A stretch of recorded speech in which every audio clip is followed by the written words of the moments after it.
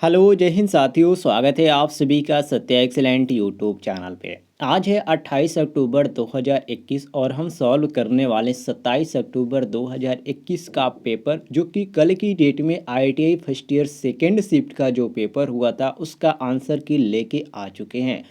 कल जो छात्रों का फर्स्ट शिफ्ट में हुआ था मैंने अपलोड कर दिया है वीडियो, जाकर आप चैनल पे देख सकते हैं। और जो छात्र सेकेंड में यहाँ पर एग्ज़ाम दिए थे वो भी यहाँ पर अपना आंसर मिला सकते हैं। तो चलिए क्वेश्चन स्टार्ट करते हैं, जिसमें यहाँ पर क्वेश्चन पूछा गया था कि इलेक्ट्रोथ्सल यंत्र किसके प्रभाव पर कार्य करता है, करंट के या अर्थ के या उष्मा के या मैगर के। तो साथियों ये जो कार्य का करता है ये उष्मा पे करता है। किस पे? उष्मा पे करता है, जो कि ऑप्शन में आपको सी देखने को मिल जाता है। तो क्वेश्चन के अनुसार सी ऑप्शन हमारा करेक्ट आंसर हो जाता है। अगले क्वेश्चन की ओर आते हैं, क्वेश्चन नंबर 22 पे, जिसमें क्वेश्चन नंबर 22 में यहाँ पर पूछा जा रहा है कि परमानेंट मैग्नेट मूविंग कॉइल यंत्र के किस टाइप का मैग्नेट प्रयोग होता है। इसमें पूछ रहा है कि किस टाइप का मैग्नेट प्रयोग होता है परमानेंट मैग्नेट मूविंग कॉइल यंत्र के।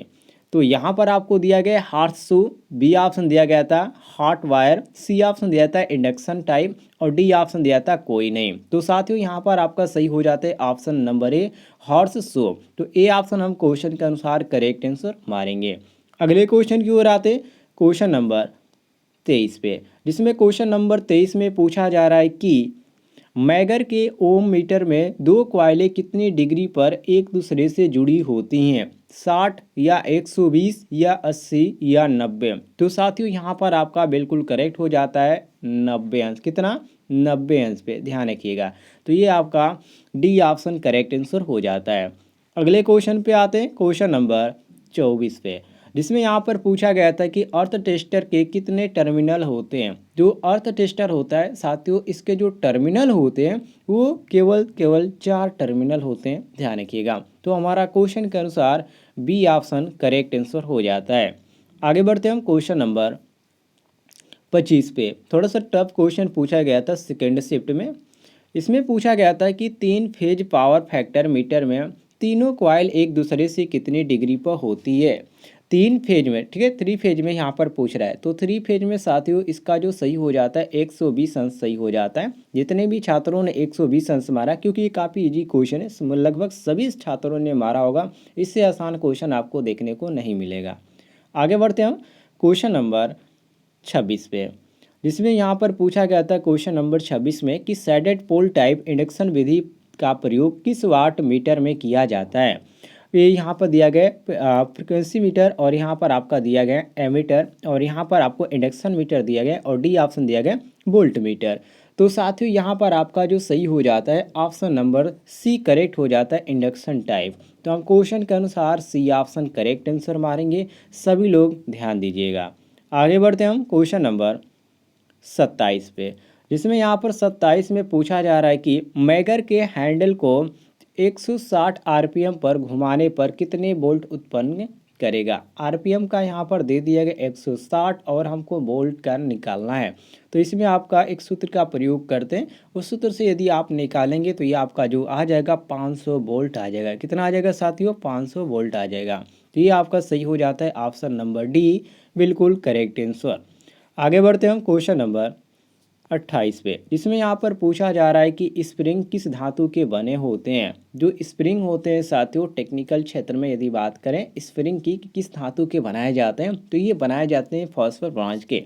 फॉस्फर ब्रॉन्ज जो यहाँ पर दिया गया ऑप्शन नंबर ए दिया गया, तो हम क्वेश्चन के अनुसार ये ऑप्शन करेक्ट आंसर बनेंगे। बाकी आपको यहाँ पर कन्फ्यूजन करने के लिए तांबा दिया गया, पीतल दिया गया, सिल्वर दिए गए, लेकिन इसमें से किसी का प्रयोग स्प्रिंग बनाने के लिए नहीं किया जाता है, केवल फॉस्फर ब्रॉन्ज का ही प्रयोग किया जाता है। तो हम ए ऑप्शन करेक्ट आंसर मारेंगे।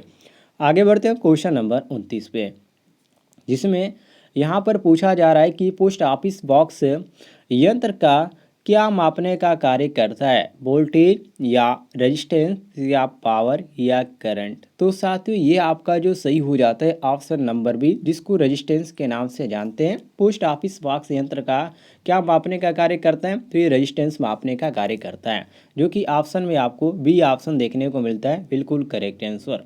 आगे बढ़ते हैं क्वेश्चन नंबर 30 पे, जिसमें यहाँ पर पूछा जा रहा है कि थोड़ा सा लंबा क्वेश्चन है, जूम कर देते हैं। अब देखिए, इसमें पूछा गया था कि एमीटर की सीरीज में क्या लगाकर इसे वोल्ट मीटर की तरह प्रयोग किया जा सकता है, वोल्टेज या एमीटर या रेजिस्टेंस या वाट मीटर। तो साथियों यहाँ पर आपका सही हो जाता है ऑप्शन नंबर सी, रेजिस्टेंस। तो हम क्वेश्चन के अनुसार सी ऑप्शन करेक्ट आंसर मारेंगे।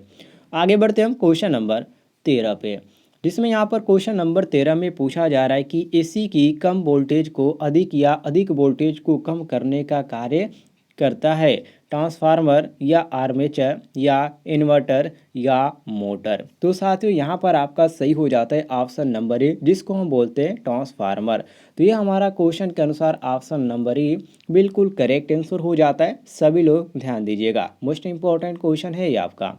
आगे बढ़ते हैं क्वेश्चन नंबर 32 पे, जिसमें यहाँ पर क्वेश्चन नंबर 32 में यहाँ पर पूछा जा रहा है कि ट्रांसफार्मर किस सिद्धांत पर कार्य करता है। काफ़ी जी क्वेश्चन है, ट्रांसफार्मर सभी को मालूम होना चाहिए। ट्रांसफार्मर जो कार्य करता है दोस्तों किस पे करता है, म्यूचुअल इंडक्शन पे कार्य करता है, जो कि यहाँ पर आपको देखने को मिल जाता है mutual induction. Option number B बिल्कुल करेक्ट आंसर हो। तो ये आपका क्वेश्चन के अनुसार बी ऑप्शन करेक्ट आंसर हो जाता है।